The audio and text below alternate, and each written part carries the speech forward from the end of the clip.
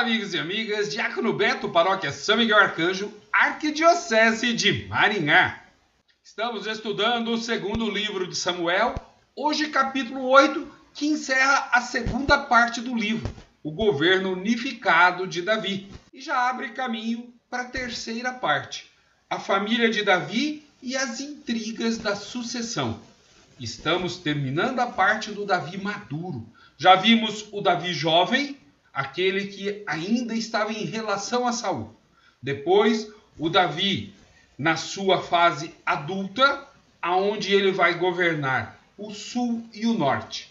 E começa a aparecer os indícios do Davi velho, que a gente chama, aonde seus filhos começam a saber quem é que vai ocupar o trono depois que o pai morrer.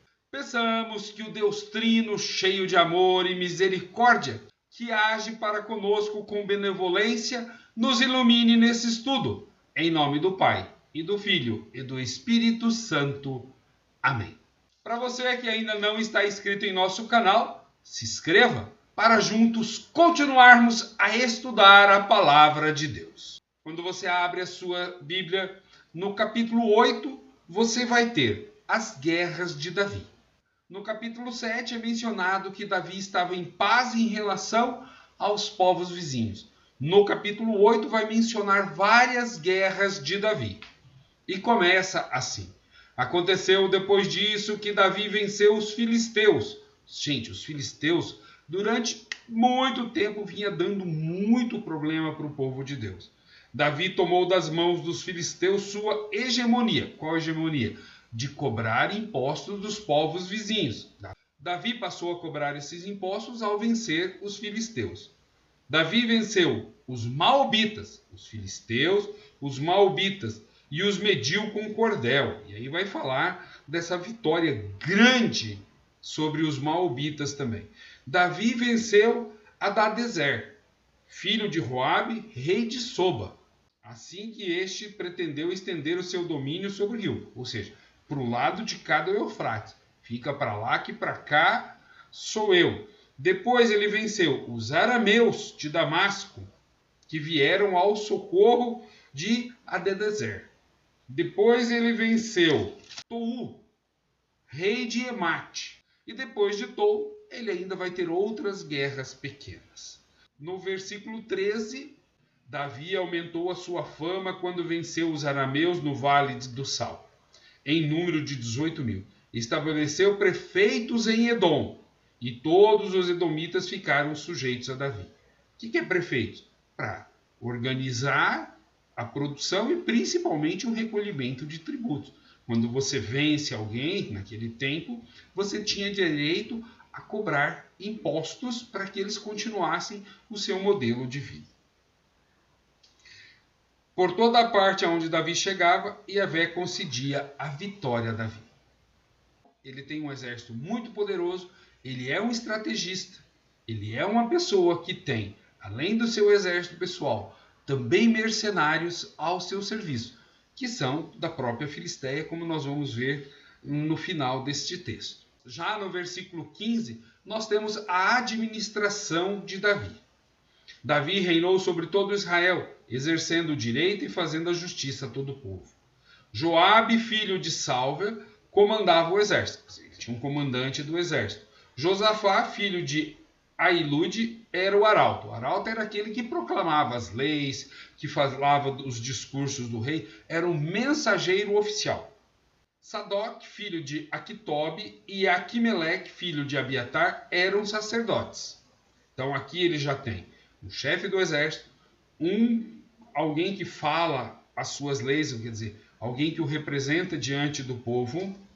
Ele tinha 2 sacerdotes, Sadoc e Aquimeleque, e Saraías era o secretário, ou seja, aquele que anotava tudo. Banaías, filho de Joiada, comandava os cereteus e os feleteus, que eram mercenários de Davi e faziam a sua guarda pessoal, ou seja, protegiam o rei de tudo. Os filhos de Davi eram sacerdotes, ou seja, sacerdotes. Você tinha quem? Sadoc, Aquimeleque e os filhos de Davi. que a cada reino que ele ia estendendo, ele ia casando com uma princesa do povo local para fazer uma aliança e assim ele tinha mais um filho. Nós já tínhamos contado há 2 vídeos atrás 17 esposas, fora Micol, que tinha separado e que depois volta para ele, mas não lhe deu os filhos. Aqui nós temos que perceber que Davi ele tem um reinado longo, ele tem um exército forte, ele tem o apoio da camada rica da população, tanto de dinheiro quanto de produção, ele tem o apoio popular das mulheres e dos camponeses, ele criou uma capital estrategicamente não ligada nem ao norte nem ao sul, para que ninguém falasse assim, você está privilegiando o norte, você está privilegiando o sul. Não, ele escolheu Jerusalém, que não era nem do norte nem do sul, mas foi uma conquista dele. Lá ele transformou na capital administrativa e religiosa, porque ele trouxe a arca para Jerusalém, colocou como sacerdotes Sadoc e Aquimeleque e os seus filhos, que iriam falar somente aquilo que o rei queria.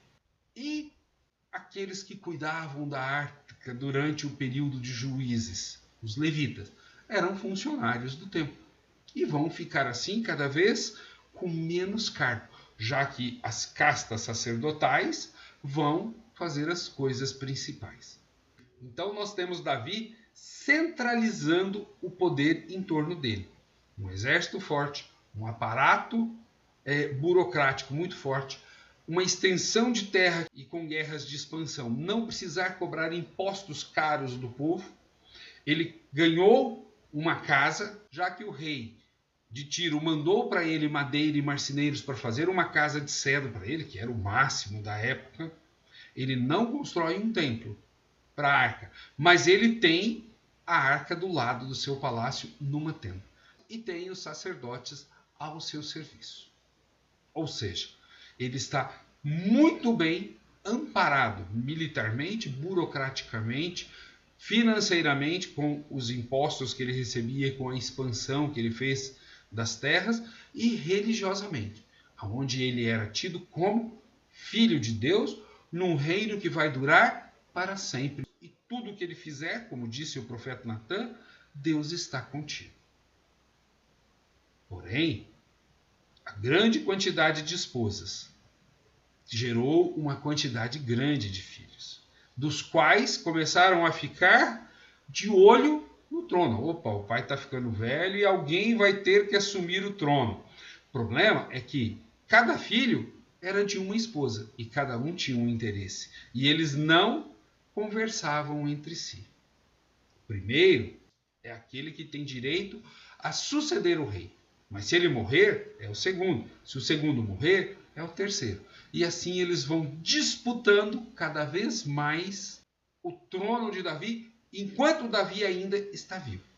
A gente fala que essa é a fase do Davi já mais idoso, onde os filhos já estão adultos, ele já não tem mais tanta força para governar, não tem aquele pulso forte, e as pessoas já estão de olho para tomar o lugar dele.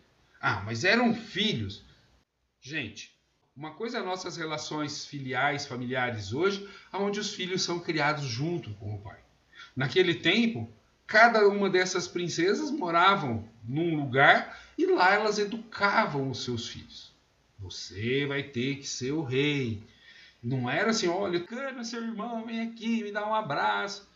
Não, era uma disputa entre eles. Cada um tinha o seu próprio interesse.